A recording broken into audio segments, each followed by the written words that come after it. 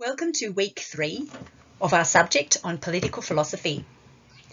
Last week in week 2, we commenced the first module of this subject, and we looked at how religious and liberal theories of civil disobedience grew out of the context of historical conflict in the 1960s in the US. We saw how these early theories of civil disobedience provided a vocabulary for supporting protest against segregation and also defences of the need to secure civil rights for all Americans.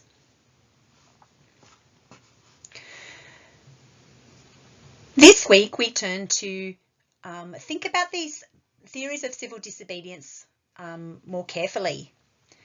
And we look at, in particular, John Rawls's liberal theory of civil disobedience and how we might view this as a form of social control, both in its theory and also in the effect that it has had on institutions, juridical institutions.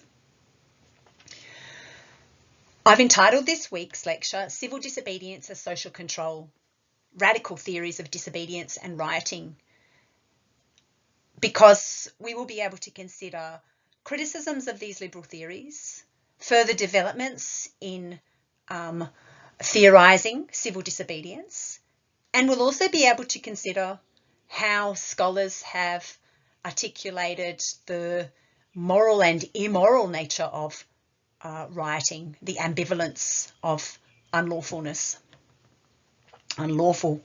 disobedience.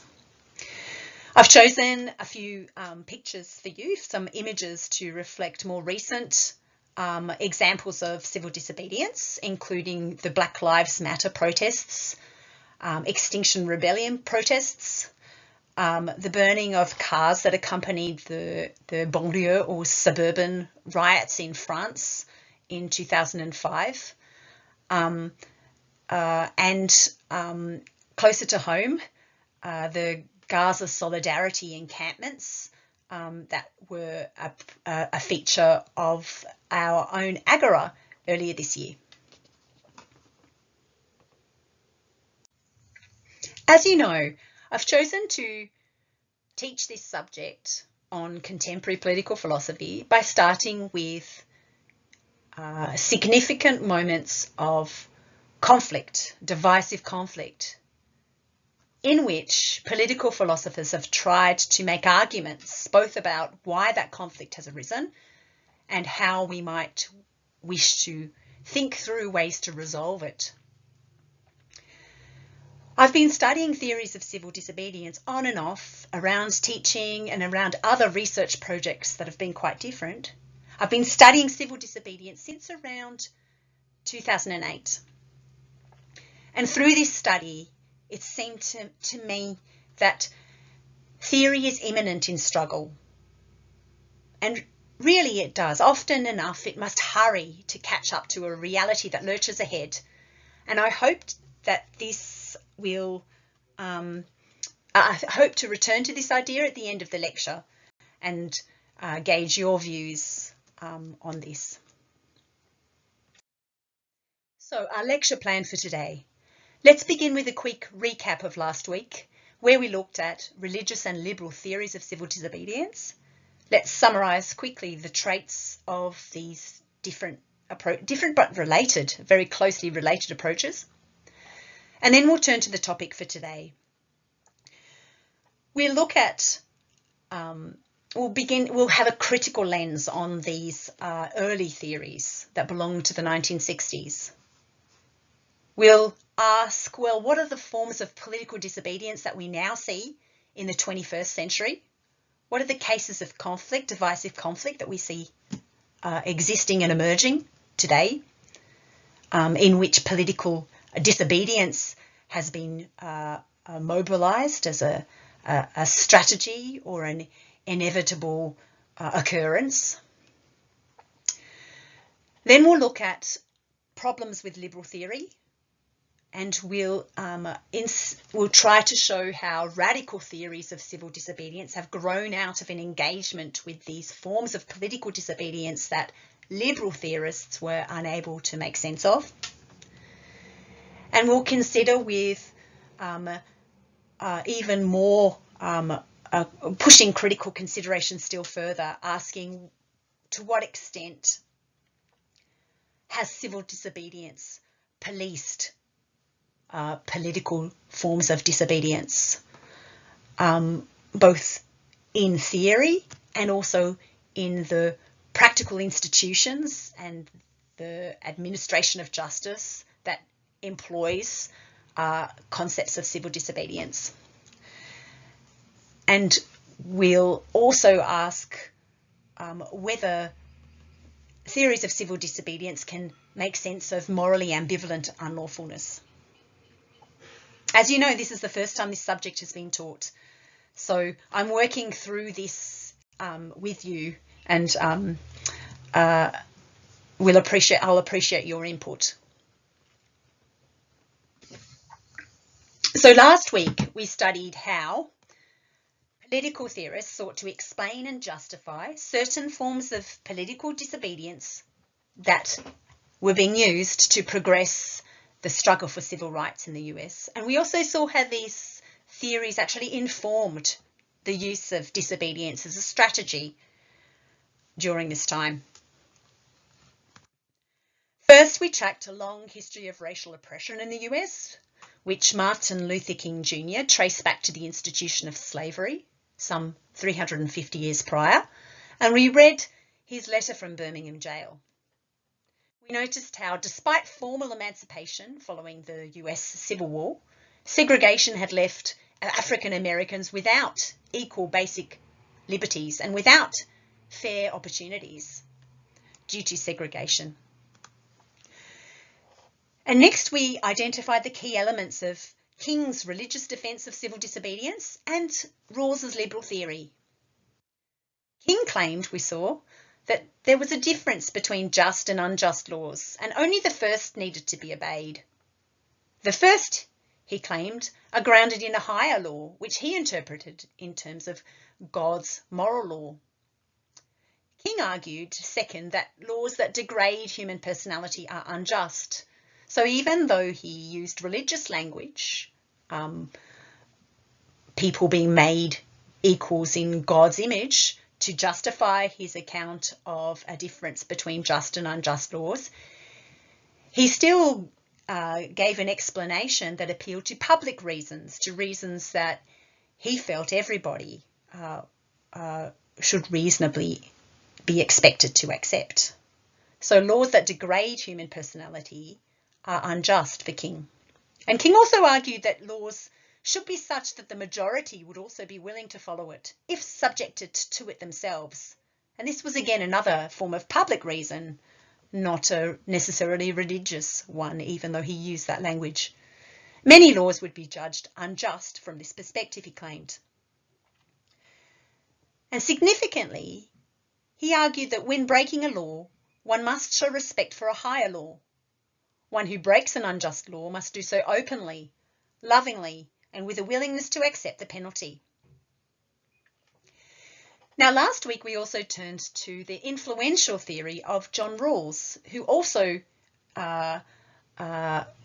penned an article on civil disobedience in the 1960s, but tried explicitly to do so using public reason and not moral religious arguments. He argued, as we saw, that civil disobedience is justified if what he calls the first principle of justice is violated. And recalling his theory of justice, his argument was that the first principle that we would choose behind a veil of ignorance that represented a sense of justice, where we didn't know where we would find ourselves once a veil of ignorance was lifted, the first principle he thought we'd choose are basic equal rights and liberties as extensive for all given the society in question. And he wanted to limit civil disobedience to this first principle. Obvious abrogations of basic equal rights and liberties, he thought. these are rights that we would want for each other when we consider ourselves as people who choose principles behind a veil of ignorance. We notice that his theory of justice also argued for a second principle, namely economic inequalities, as long as fair equality of opportunity is met, and as long as those inequalities are to the maximum benefit of the least well off. He thought everybody would do well to accept that principle behind a veil of ignorance, not knowing where they would then find themselves once the veil was lifted. But importantly, we notice that his arguments for civil disobedience refused to accept economic inequality as a ground for civil disobedience. He felt civil disobedience should be limited to abrogations of basic rights and liberties only, and not to economic inequalities that would inevitably be subject to reasonable disagreement among people with different ways of assessing evidence and different values in a context of reasonable value pluralism. So he argued for civil disobedience on grounds that basic rights and liberties had been violated blatantly, but he did not think that civil disobedience could be grounded in claims that economic injustice existed. He also identified several criteria for the methods that civil disobedient persons should employ. So for disobedience to count or qualify as civil, it needed to be public. It couldn't be secret. It needed to be non-violent, both against persons and also against property. You could not engage in property destruction to count your disobedience as civil. It needed to be conscientious in breaking only laws that would not jeopardize the rule of law in general. And we saw that the disobedient must also be willing to accept legal penalty. And if all of those four criteria were met, then Rawls believed that disobedience could count as civil. So we saw last week that these religious and liberal theories of civil disobedience, of King and of Rawls, grew primarily out of a desire to think through and justify disobedience to secure equal basic rights and liberties, although we did notice that King went further in wanting to secure housing, safe housing, justice in employment and wages and standards of living too. But it was primarily about equal basic rights and liberties in a context of segregation.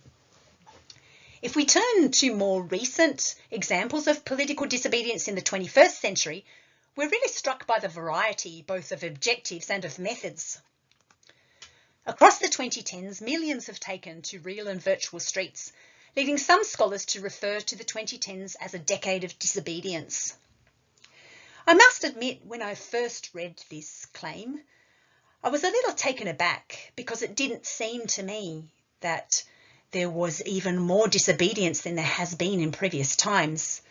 In fact, it seems to me sometimes that crackdowns on protest and disobedience and the fragmentation of mobilisation has undermined people's collective ability to mobilise. But there remains significant evidence of variety in the objectives of civil disobedience and also in methods. So let's bear with these views for the moment. If we look at a few global north examples, we've got the Black Lives Matter protests targeting in part police brutality directed at people of colour from 2013 to the present. We've got Extinction Rebellion and many other climate defence groups targeting climate crisis, both through legitimate forms of protest with a permit, as in the schools protests in Australia, and also the targeted breaking of laws.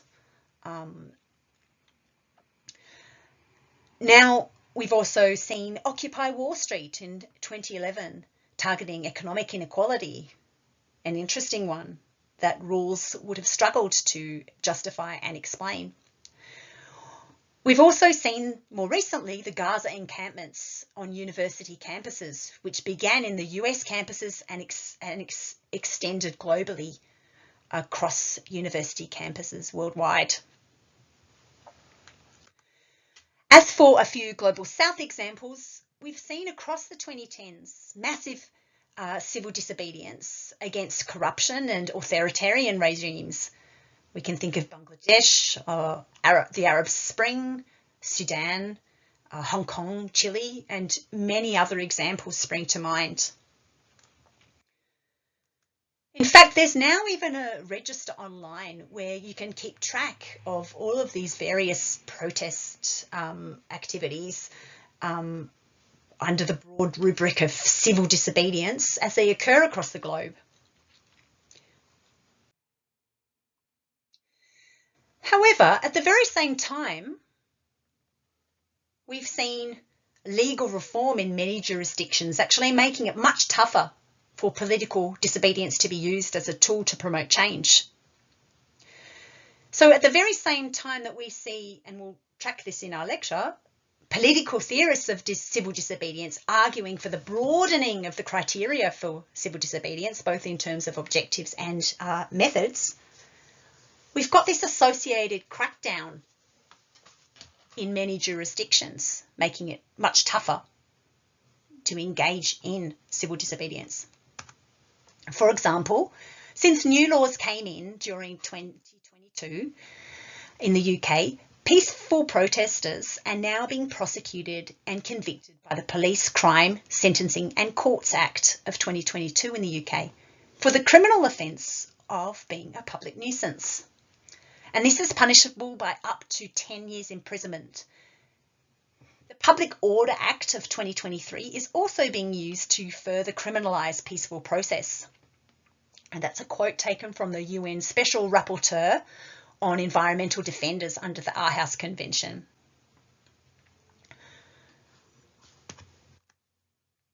In July 2024, just recently, Roger Hallam, co-founder of Extinction Rebellion, Just Stop Oil, Insulate Britain, Radical Routes and the political party Burning Pink, was sentenced to 5 years in prison, not for engaging in civil disobedience himself even, but actually for merely providing advice to potential protesters and organisers via a Zoom call in which various civil disobedience strategies were discussed in advance of a disruption of a motorway in the UK.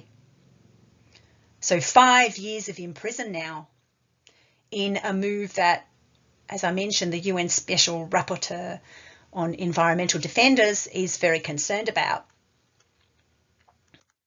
So we've seen increasingly harsh sentences when environmental protesters engage in civil disobedience in Australia too, and in the US.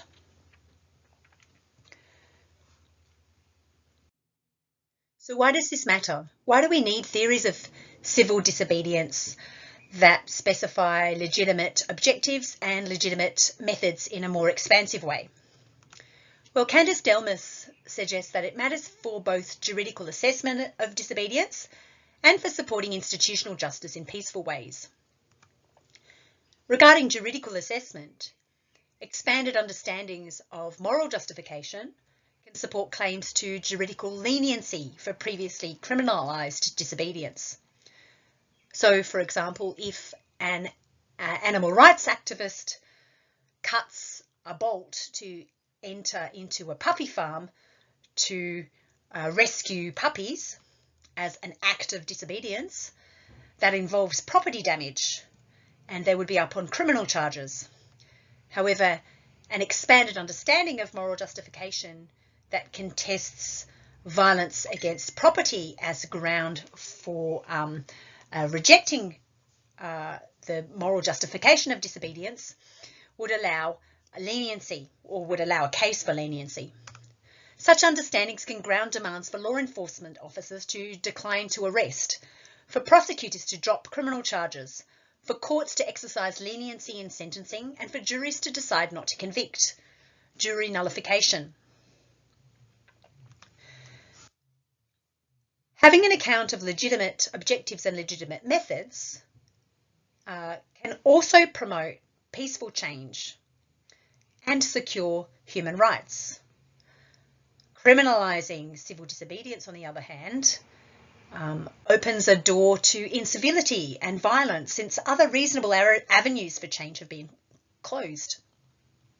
Rawls makes a similar case. Rawls states that if we've reasonably tried to secure justice in our institutions through majority voting, through the effort to stand for public office, through the effort to lobby for legislative change and so forth, through the courts, for example, and all of this has failed, then we really do need to have a right to civil disobedience. And this, he goes further to suggest, can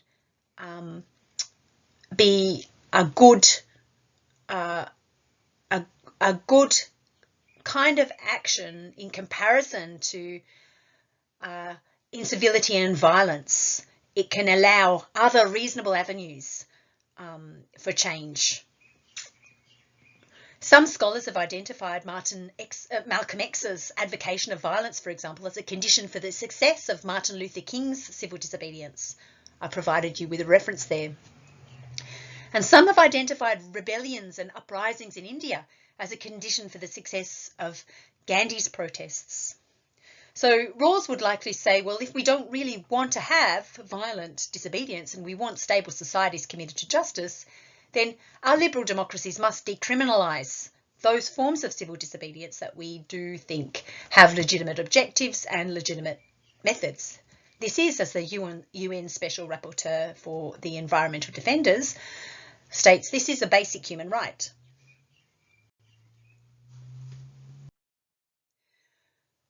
So, what are some of the key problems with liberal theories of civil disobedience? Well, there are at least three. The first relates to objectives. So it seems like a liberal theory like Rawls's unreasonably rules out political disobedience where the objective is to secure economic justice by limiting justice to blatant violations of equal basic rights and liberties. Rawls rules out other objectives that may be more controversial in nature, but equally relevant to justice.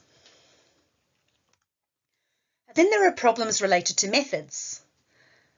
So the idea is that liberal theories of civil disobedience have unreasonably ruled out political disobedience in cases where methods don't qualify, and we'll look at that more closely.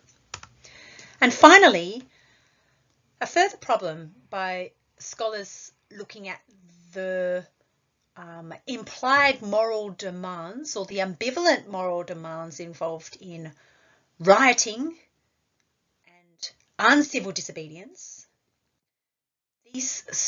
The work of these scholars have suggested that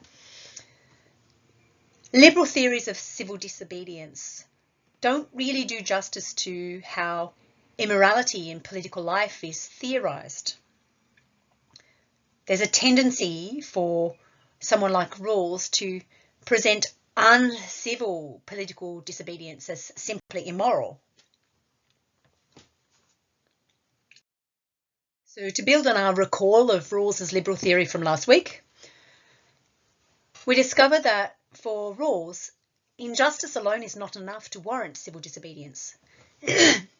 Indeed, if society's institutions are relatively just, then there's a political obligation to accept some sorts of injustice.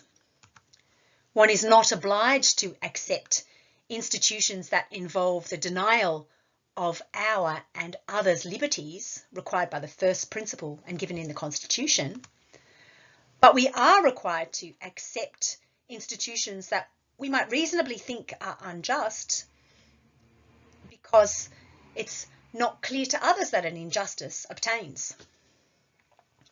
So the implication is that civil disobedience is justified for rules only when more palatable strategies like political representation, lobbying, and majority voting have failed. Civil disobedience must be underwritten by uncontroversial objectives, blatant and obvious first principle violations of basic equal liberties. It's not justified if some or even many people think that the second principle is violated. Rawls does not think you should be able to target injustices in housing, for example, in education, and in social mobility. These are too controversial to be able to persuade the majority of your case. And also, the implication is for Rawls is that we must use civil methods. There can be no secrecy. It shouldn't be violent towards people and things. It should be done conscientiously and willing to accept legal penalty. So I now provide you with, if you like, a literature review of what's happened since the 1960s in the literature on civil disobedience. So the first type of criticism was developed by deliberative critics like Habermas, who were still liberal, but who wanted to have recourse to a more open idea of deliberation. So deliberative critics rejected Rawls's circumscription of objectives as incompatible with deliberation. For the deliberative Democrats, permissible objectives had to be subject to real deliberation by affected persons. And those affected persons might reasonably be concerned with injustice beyond the abrogation of basic rights and liberties. This seemed necessary even at the time, or at least in the 70s, to make sense of the anti-nuclear and environmental protests that were surging from the 1970s onwards. And we see these environmental protests surging again today in different forms. The extension of permissible objectives to include those objectives determined through deliberation by affected persons also permitted opposition to economic injustice to count as a legitimate ground for disobedience, like Occupy, even though it was targeting economic injustice, the very sort of injustice that Rawls had suggested should not be an objective of civil disobedience. For deliberative Democrats, it was optimistic at best to place trust in the ability of participation in political processes to overcome marginalisation, as Rawls tended to suggest. That said, I've placed in the references a really interesting article by Lasse Thomason, who has also extended a deconstructive criticism to Habermas. Habermas, too, he believes, unduly circumscribes the objectives of liberal civil disobedience. So those are the first range of problems brought by the deliberative Democrats who contested the limitation of the objectives of civil disobedience to merely basic rights and liberties. The next set of problems relate to methods. The question was, well, is it possible that really a breach of liberal methods seems reasonable and required for civil disobedience to be successful? So radical agonistic Democrats have also sought to make sense of a variety in the methods used by those using unlawfulness to pursue greater justice. So where the deliberative critics had worked on expanding legitimate objectives beyond merely equal basic rights and liberties, radical agonistic Democrats also contested Rawls's policing of methods. What do we mean by radical agonistic theorists? Well, this is the idea that liberal democracy and the effort to achieve equality and freedom is an explicitly open-ended and necessarily unfinished project. We can't ever rest on our laurels and think that we've got it right. This sort of tradition was influenced by thinkers like Chantal Mouffe and Ernesto Laclau, who were in turn influenced by European philosophers, the likes of Derrida and Lyotard, Levinas, and other French philosophers. So the idea is we may very well need to expand the sorts of methods that Rawls's liberal theory requires disobedient persons to satisfy to qualify as civil.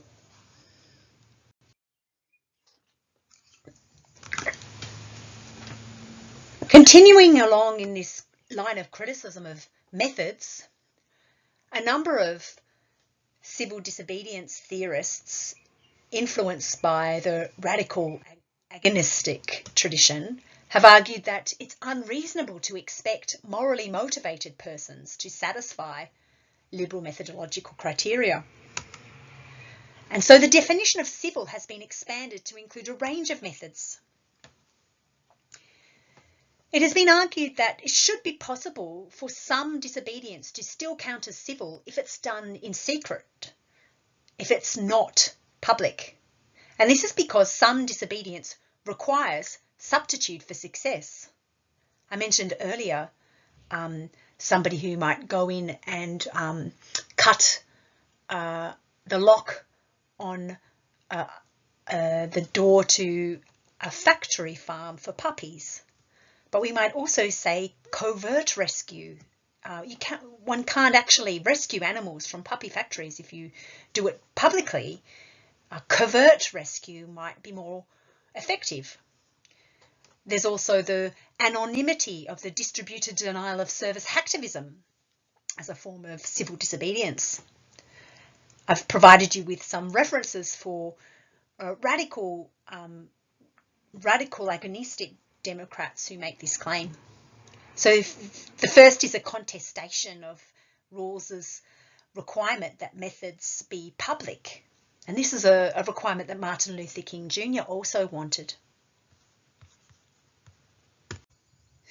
If you remember, the second methodological requirement was that there be no violence against property or persons. And the radical agonistic Democrats have also questioned this. So some scholars have argued that violence against property should be accepted in some cases. So those disobedient persons who engage in protests but also destroy property, and I know somebody raised an example in the tutorials, this should, under certain circumstances, also still count as civil.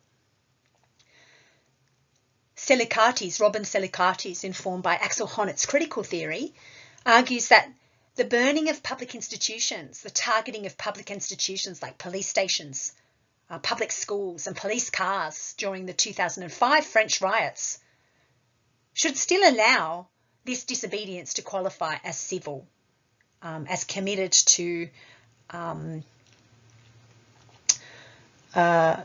mutual advantage. We need, he says, to understand that this occurred in the context of death by electrocution of 2 black teenagers from over-policing and harassment of migrant youths in the poor banlieue. We find this claim made by other writers too, and I've provided you with a few there. Subtly, in particular, makes a really interesting analysis of the case of the 2005 French riots, noting that the institutions that the youths targeted were disproportionately public institutions that they had linked in their rhetoric and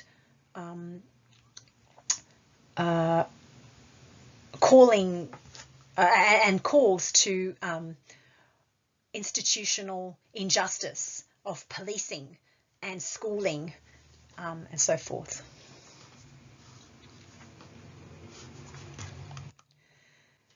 Then there's also the more controversial issue of violence against persons. Is there any situation in which violence against persons might be acknowledged as a viable method for political disobedience that might still allow that political disobedience to count as civil.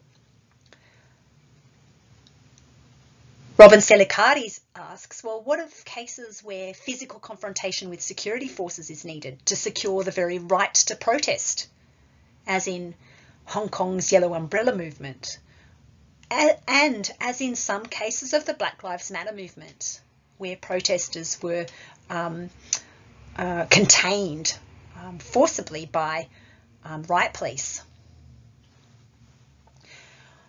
Simpson also asks, well, what of cases of armed resistance by First Nations people to the theft and occupation of their lands?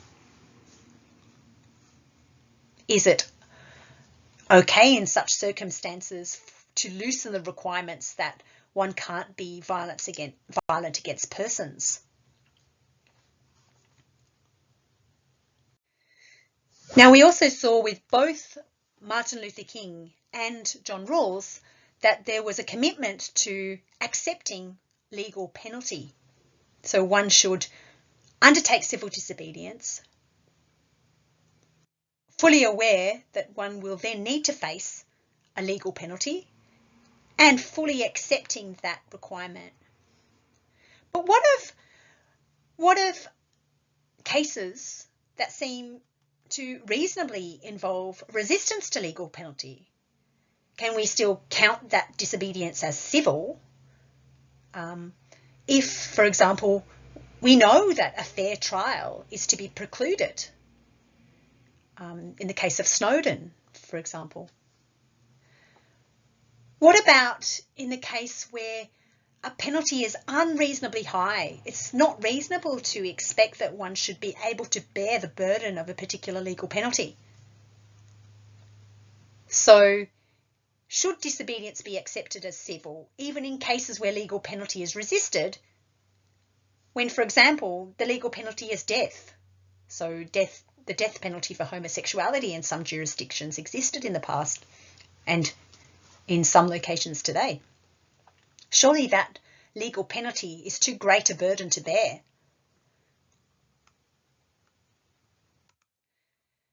No, Pineda suggests that we view the Birmingham protests as less about fidelity to law and more about the strategic blocking of an unjust system in its processing of legal penalty. Erin Pineda argues that we shouldn't necessarily see those Birmingham protests that Martin Luther King referred to in letter from Birmingham jail as accepting legal penalty. We should really see it for what it was at the time, which was about the strategic blocking of a justice system with hundreds of cases of mass arrest intentionally causing havoc to the legal system as a strategy. She suggests we shouldn't really take them so seriously when they say they're willing to accept legal penalty, because really it was more about something else, strategic disruption. We also have to ask ourselves about whether the 5-year prison sentence imposed by UK courts recently on Extinction Rebellion activists, even those who did not even participate in the civil disobedience in question but merely advised, is reasonable. Do you think that's a reasonable sentence?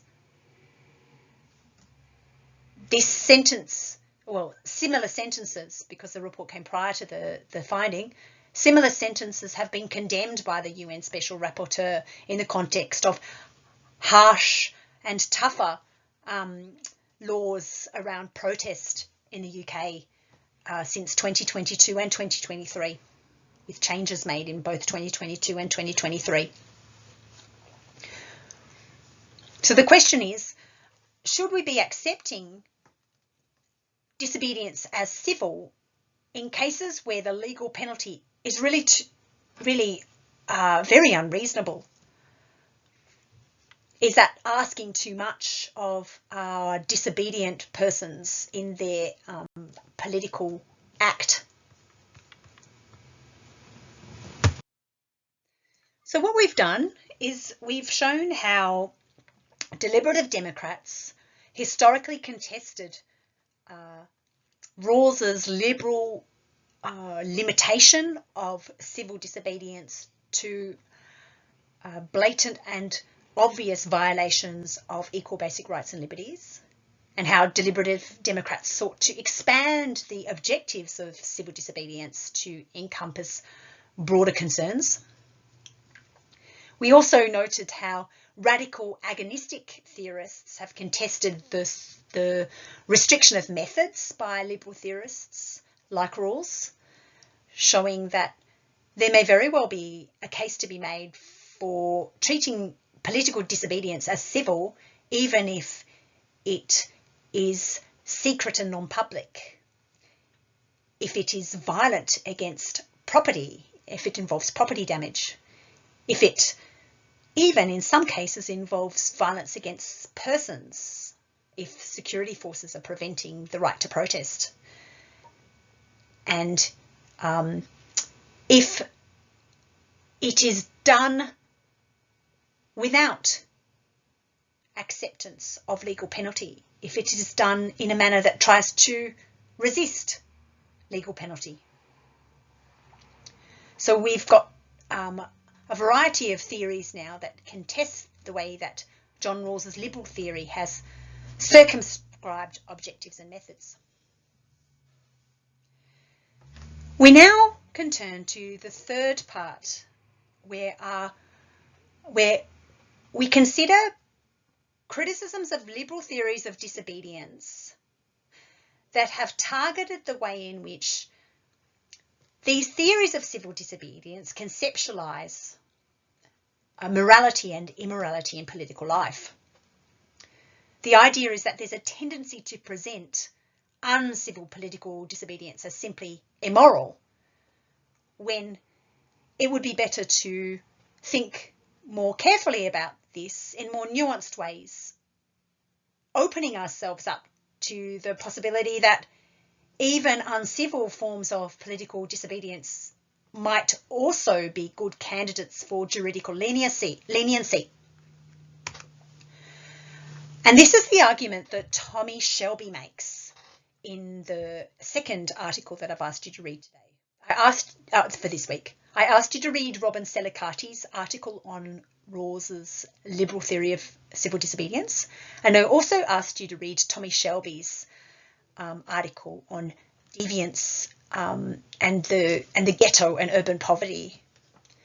Tommy Shelby asks us to assume a multiracial society in which all people formally enjoy equal basic rights and liberties, with slavery and segregation formally abolished, and constitutional and legislative protections enacted.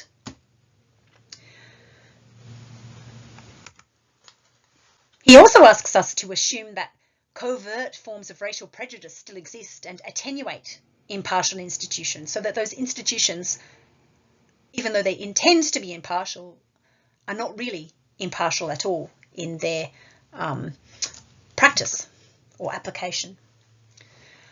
We also assume that anti-discrimination law is not effectively enforced, and often one must hire a private attorney to make sure that one's formal rights are adequately protected. We also are asked to assume ongoing racial discrimination in employment and in housing.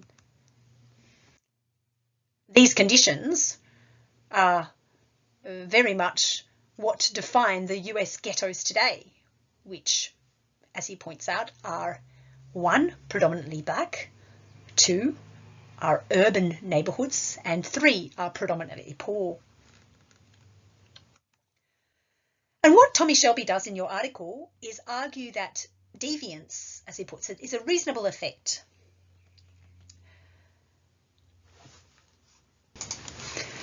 As he puts it, ghetto poverty creates desperation and feelings of shame, and some, seeking to escape the weight of their social conditions, or at least to make it more bearable, resort to crime. So This leads to criminality with all of its associated institutions and norms of conduct. He argues that when persons from the ghetto choose crime, however, they do so under conditions of material deprivation and institutional racism. So their criminal activity expresses something more or something other than a character flaw or a disregard for the authority of morality. And they may very well still commit to an idea of mutual advantage, even if they do not behave like this because they do not think that mutual advantage exists in institutions at the moment. So he says deviance is a reasonable effect in this way. So the implication is that one can't rule out of hand that political disobedience, like rioting, for example, is pure and simply immoral, even if it is uncivil. The conception of uncivil forms of political disobedience as simply immoral does not capture the objectionable nature of the conditions that give rise to it. This is not to say that we should not criticise uncivil or rancorous behaviour. We should still criticise rioting and criminality. As Tommy Shelby argues, criticism can still be appropriate even when the targeted attitudes have been shaped and encouraged by unjust conditions, and even if those subject to criticism are not responsible for the fact that these conditions exist. But what the paper does suggest in a way, then, is that it's not a straightforward matter of saying quite simply that these people are behaving immorally.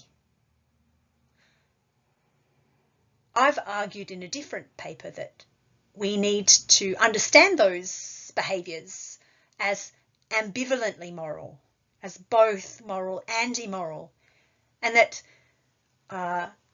disobedience that originates in the experience of economic injustice and political impotence can be viewed in this way and should well be subject to both juridical leniency and the requirement that unjust institutions be changed.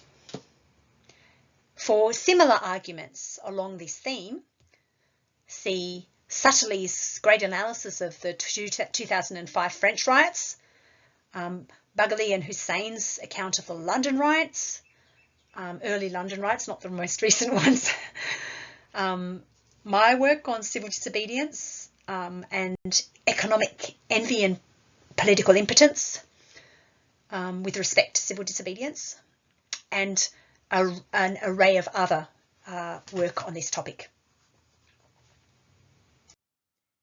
So now we turn to part 3, where we ask, what have we learnt and what questions can now be raised? Well, we've seen how liberal theories of civil disobedience, like John Rawls's, ruled out disobedience that we might have good reason to accept as reasonable. We also saw how deliberative democratic thinkers called for the recognition of broader objectives for civil disobedience beyond the mere effort to secure basic rights and liberties. And we also saw how radical agonistic theorists rejected Rawls's limitation of methods. So we saw criticisms of both the limitation of objectives and the limitation of methods. We also saw how even these theories, these deliberative and radical agonistic theories, had very little to say about morally ambivalent unlawfulness. And we needed to turn to theorists who build in sociological study of the effects of unjust institutions on people's ability to maintain their sense of justice, something that Rawls acknowledged but did not fully explore. these theorists, like Tommy Shelby and a few others, seem able to grant that certain forms of riotous and criminal behaviour still have an uneasy and ambivalent link to implied moral claims. The aforementioned discussion suggests that there's good reason to see civil disobedience as a technique that's historically associated with economic liberalism too, which required institutions, laws, police, courts, that supported markets in ways that claimed a monopoly on violence. And I follow Jacques Derrida here and his analysis of one of the first uses of civil disobedience in contesting the death penalty by Victor and Charles Hugo a long time ago. He does an interesting analysis of this. Similarly, in similar spirit, Hannah Arendt fleetingly recognised how civil disobedience can protect existing political channels from threat.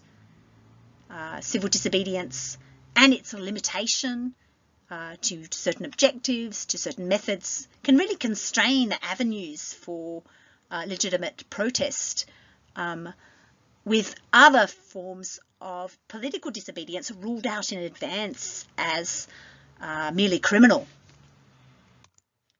So the question that we now need to ask is, how might we elaborate and institute our theories of civil disobedience in ways that do not overly police that disobedience, while also avoiding any condoning of violence, like Tommy Shelby does? So, first of all, do our theories and institutions allow us avenues for engaging in protest where all other reasonable methods have been tried and have failed? And I think here of the Extinction Rebellion protests. Second, without condoning violence, while also equipped with a sociological understanding of why violence occurs under conditions of injustice and political paralysis, how can we make sense of morally ambivalent unlawfulness in those cases where there appears no other reasonable means to progress a case for injustice and institutional change? And that is where I think our theory, if it is to be useful, now needs to develop its categories. I look forward to hearing what your thoughts are in relation to these thorny and difficult issues that are very important to think through in what some scholars have called this decade of disobedience. I'd like you to bring as much as you can of your first short paper to your tutorial on Thursday. And come with your questions too. Your first assignment is due next week, in 1 week's time, on Monday the 19th of August. And it's on the material from the first 3 weeks of classes. A reminder that full details are available in your subject learning guide, available under the Start Here tab on the LMS. For those of you interested in this topic, I've put some of the resources that I have found particularly helpful to me in my own research in this area. Most of them I've referred to in this lecture, but there are a couple that I popped in anyway because they are very interesting. You don't need to refer to to any of this material for your short paper. Your short paper is contained, and it's just meant to provide you with a chance to explore the required readings from weeks 1 to 3. There's enough there for you to sink your teeth in to do a great short paper, and you don't need to do any further research. But these are some references for you if you're interested in this question of civil disobedience in this topic, in this module, for your future thinking. And here are the remaining references. Again, thank you for joining me and making it to the end of this lecture. I look forward to discussing this material with you in class on Thursday.